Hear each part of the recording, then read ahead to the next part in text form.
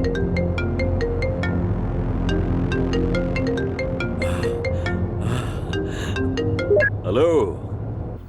जानान साहिबा, मेरी जान, मैं तो तुम्हारे बारे में ही सोच रहा था। आपने सुबह मुझे फोन किया था? मैंने? जी हाँ, फादर ने फोन उठाया था मगर आपने कुछ कहा नहीं।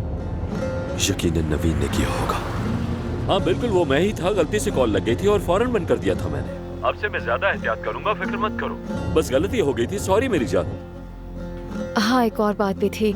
मुझे लगता है कि मैंने उस दिन रेस्टोरेंट में अपना रुमाल गिरा दिया था। मैं रेस्टोरेंट जा रहा हूँ, मैं वहाँ जाके पूछ लूंगा। नहीं, कोई बात नहीं, वो हामिद का दिया तोहफा था। ये तो अच्छा हो गया कि वो वहीं रह गया मेरी जान। वक्त है तो क्या हम मिल सकते हैं? क्या मैंने ठीक सुना? तुम मुझसे मिलना चाहती हो जाना?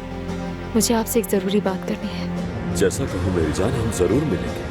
कहाँ मिलना पसंद करोगी? जहाँ हम सुकून से बैठे। उसी रेस्टोरेंट के करीब एक कैफे है, वहीं मिलते हैं, वहीं बात कर लेंगे। अच्छा ठीक है, फिर हम वहीं मिलते हैं। चलो अपना ख्याल रखना, मिलते हैं। खुदा हाफिज।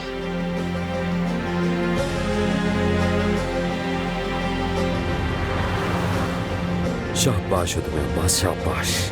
माशाल्लाह, खुद को संभालो, बस ऐसे ही चलते रहो। आज की मुलाकात तो हमेशा याद रहेगी मुझे।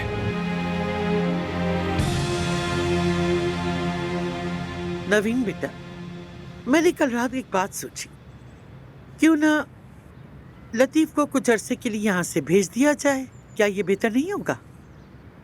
क्या मतलब? अरे लतीफ को बाहर भेजने की बात कर रही, वो जरा सुकून हासिल कर लेगा, उसके लिए अच्छा होगा।